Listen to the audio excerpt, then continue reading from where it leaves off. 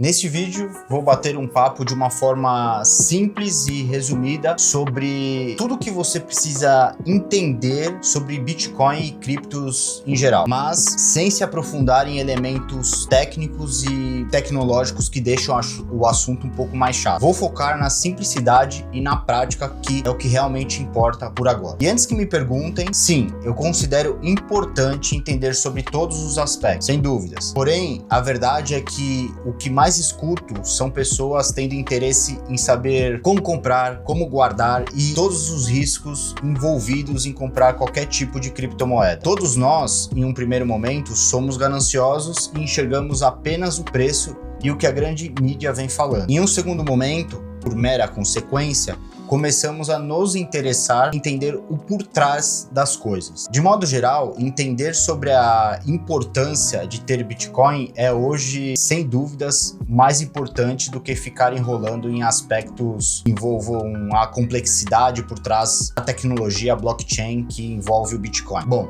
considerações feitas, vou focar 100% em dúvidas frequentes que eu ouço por aí e que eu vejo pessoas e familiares discutindo também. As dúvidas mais frequentes que julgo ter importância para você entender atualmente são: primeira pergunta, o Bitcoin é seguro? Essa dúvida creio que seja disparadamente a principal. Eu sei que, a depender de como é respondida essa pergunta, todo o restante do que eu vou falar pode ser prejudicado. Então, em poucas palavras, sim, é seguro, porém a segurança depende de você. E quando disso isso, já quero deixar claro que o mundo das criptomoedas não vai dar certo para pessoas que não têm responsabilidade nenhuma em guardar senhas e etc. Esse é o ponto principal que você tem que entender. Imagine sua carteira física, que você guarda documentos e todo o restante dos cartões e dinheiro, enfim. Se você deixar dinheiro lá e perder a carteira, já era, a não ser que alguém venha e te devolva. Porém, na prática, você perdeu. Quando você compra Bitcoin e resolve tirar o Bitcoin da corretora que você comprou, você vai ter um endereço e uma chave de segurança privada. E se você não guardar direito a chave privada, ou seja, o acesso a essa conta, pode perder tudo. Mas fique tranquilo, ainda neste vídeo eu vou falar em uma pergunta que reflete exatamente como armazenar corretamente o seu Bitcoin. Segunda pergunta: como comprar Bitcoins? Aqui você tem duas formas tradicionais de comprar. A primeira delas, e a mais conhecida, é ter conta em uma corretora de criptomoedas. Pode ser nacional ou internacional. Você vai mandar os seus reais para lá e executar uma ordem de compra, assim como se compra ações brasileiras, fundos imobiliários e enfim. Agora, caso você não tenha noção nenhuma de como comprar em corretoras, existem diversos criadores de conteúdo que trazem as melhores corretoras atuais para você se cadastrar e começar a comprar sua criptomoeda. A segunda forma, por outro lado, seria aquela chamada de P2P, ou seja, basicamente você compra de uma outra pessoa. Você acorda com esse intermediário e faz a transação diretamente com ele, como se eu estivesse vendendo e você estivesse comprando. Terceira pergunta: o Bitcoin pode ser usado para compras cotidianas? Essa pergunta merece um sim e um não. O sim,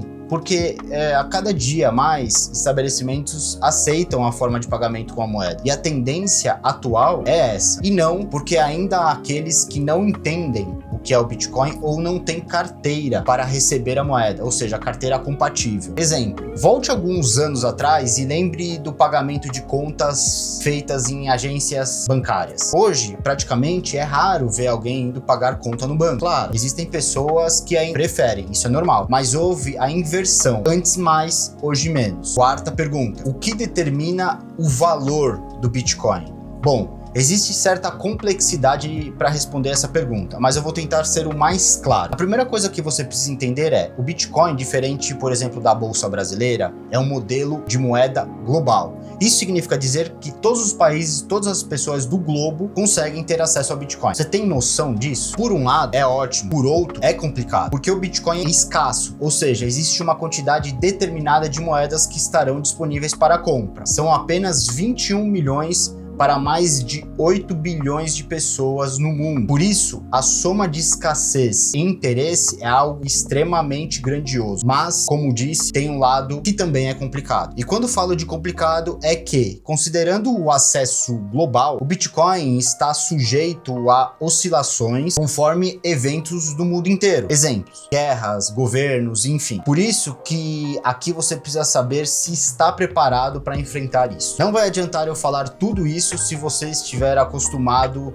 com renda fixa. E por mais que possa parecer brutal essa informação, uma coisa é certa: se você pegar o Bitcoin no passado e hoje, sua oscilação mudou demais. E a razão disso é justamente porque hoje, além da entrada de novas pessoas físicas, como eu, como você que está me assistindo, grandes empresas movimentam quantidades significativas da moeda todos os dias. Por isso, conforme a distribuição das moedas, a volatilidade, ou melhor, a oscilação, tende a ser reduzida cada dia mais. E esse é o motivo pelo qual hoje o Bitcoin tende a subir mais com menos força de antes. Quinta pergunta: não tenho dinheiro para comprar um Bitcoin inteiro, o que eu faço? Bom, aqui não há mistérios. Você pode comprar frações de Bitcoins, assim como o mercado americano. Você, por exemplo, não precisa comprar uma ação inteira ou um Bitcoin inteiro. Você pode comprar frações dele. Aqui não há desculpas. Você pode comprar qualquer valor. Sexta pergunta: como eu posso armazenar minhas criptos ou meu Bitcoin? Bom, conforme disse acima, a segurança depende muito de você. E aqui envolve alguns fatores que já vão ficar bastante claros. Se você, como a maioria, vai comprar Bitcoin em uma corretora, tipo a Binance, a maior corretora atual, essa quantidade de Bitcoin ficará lá armazenado, correto? Pois é. Quando você deixa a custódia dos seus Bitcoins em uma corretora, por mais que haja diversas camadas de segurança nessas corretoras, você ainda pode ter riscos. E quais são esses riscos? O primeiro que eu considero o principal é a interferência do governo. Caso você não saiba, o Bitcoin e as criptos em geral ainda estão em um processo de regulamentação. Não só aqui no Brasil,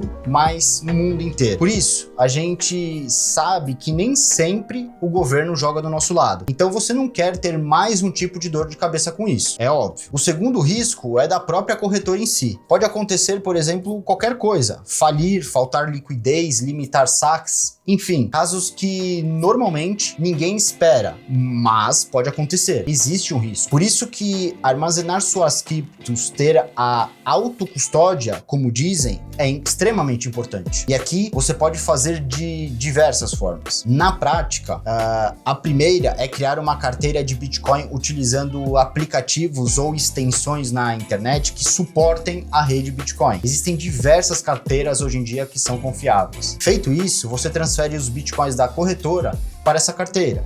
A custódia e a responsabilidade ficará totalmente nas suas mãos. Quando quiser vender, é muito simples também. Você pode transferir novamente para a corretora e executar a ordem de venda normalmente. A segunda forma, que considero a mais segura, seria comprar o que chamamos de carteira de hardware, que seria basicamente como se fosse um pendrive, onde você armazena todas essas criptomoedas, seu Bitcoin, enfim. É como se fosse um pedaço de plástico onde contém endereços da sua conta e sua chave privada, e armazena todas as suas moedas que você enviar para lá. Para usar é bem simples. Você conecta esse pendrive em um computador, acessa o aplicativo e faz normalmente o trâmite de transferência, assim como você faria na outra carteira que eu mencionei acima. E a vantagem disso é extremamente importante, porque você mantém as chaves privadas offline, reduzindo significativamente o risco de acesso não autorizado. Em resumo, você adiciona como se fosse mais uma camada de segurança. Eu particularmente acho interessante ter, depois que você tenha uma quantidade razoável de criptomoedas e queira se proteger. Enquanto isso, pode ir usando normalmente a primeira forma, que sem dúvidas já é muito melhor do que deixar as suas criptos na corretora. Conclusão,